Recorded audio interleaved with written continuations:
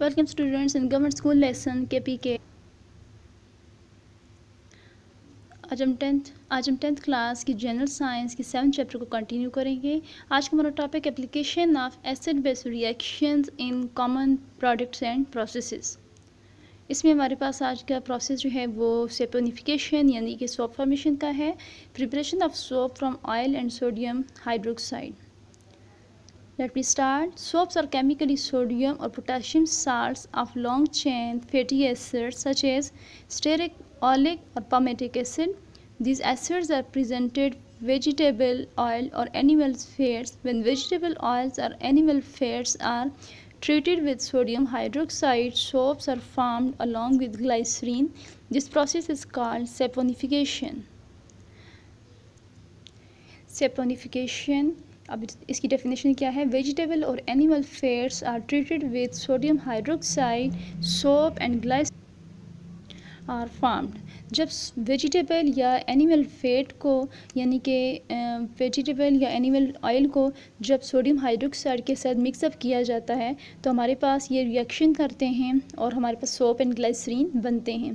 Fatty acids क्या होते हैं? फैटी एसिड में हमारे पास example stearic, oleic and palmitic acid की है।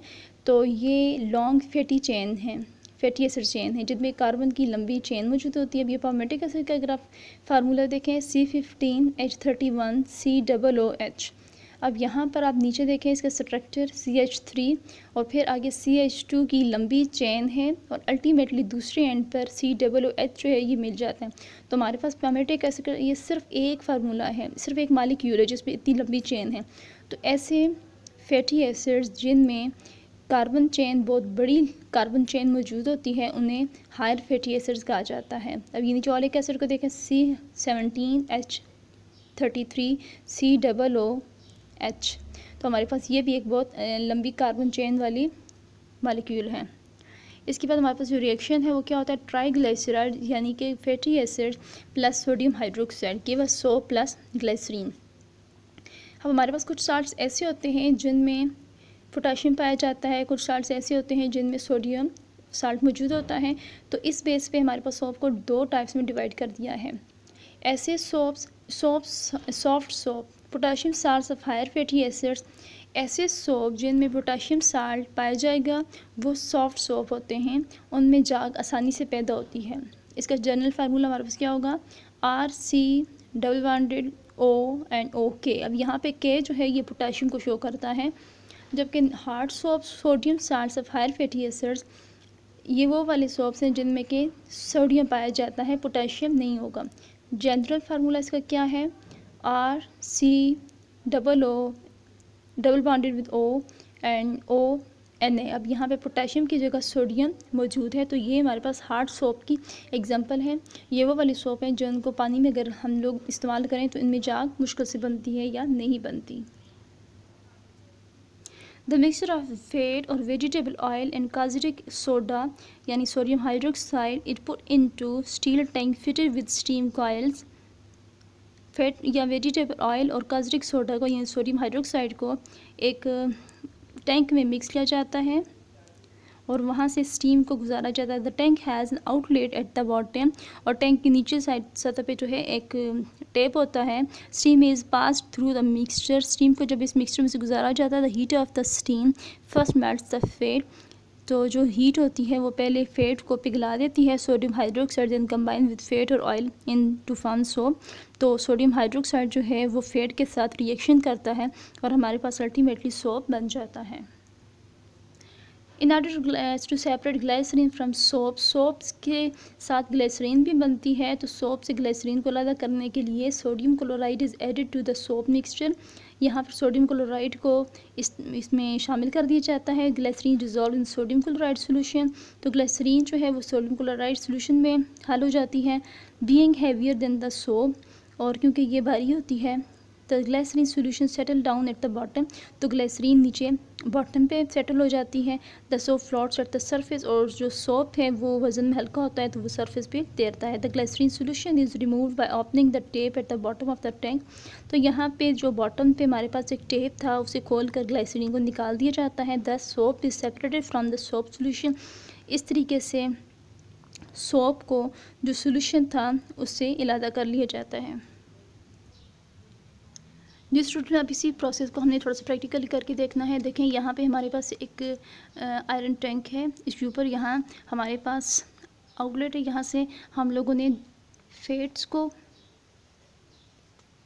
प्लस यहाँ से इसके साथ में सोडियम हाइड्रोक्साइड को मिक्सअप करना है। जब दोनों चीज़ों को हम यहाँ पे शामिल कर देंगे तो यहाँ पे रिएक्शन परफॉर्म करने के लिए हमने स्टीम प्रोवाइड करनी है।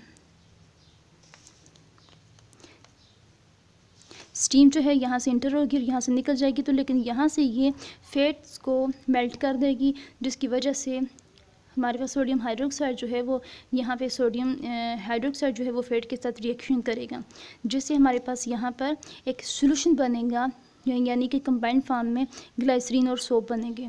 सोप और ग्लाइसरीन को सोप से अलग करने के लिए यहाँ पर हम लोगों ने क्या ऐड करना है, सोडियम क्लोराइड ऐड करना है। ग्लाइसरीन यहाँ पर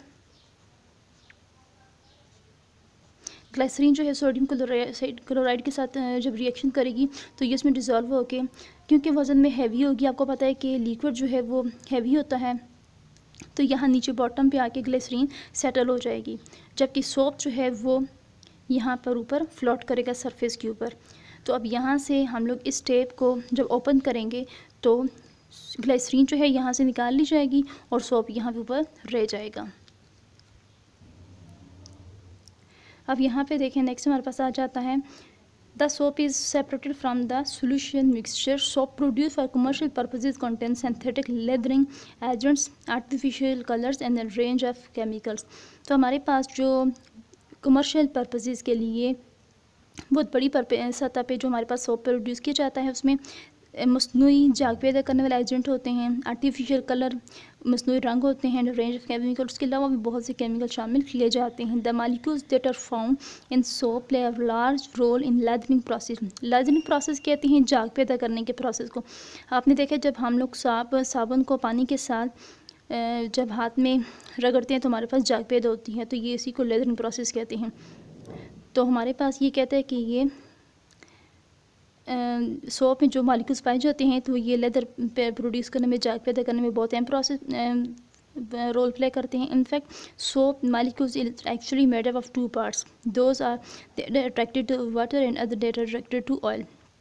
हमारे पास सोप के दो हिस्से होते हैं, सोप मालिक्यूल्स के दो हिस्से होते हैं, एक वो जो पानी की तरफ अट्रैक्ट होते हैं और दूसरा पार्ट वो जो ऑयल की तरफ अट्रैक्ट होता है। When soap molecules and water are combined with friction lathering usually occur. और जिस वक्त ये आपस में फ्रिक्शन की वजह से, रगड़ की वजह से इकट्ठे होते हैं तो इससे झाग पैदा होता है। होप सो क्लास के आप बच्चों आपको सब्जेक्ट टॉपिक की समझ आ गई होगी।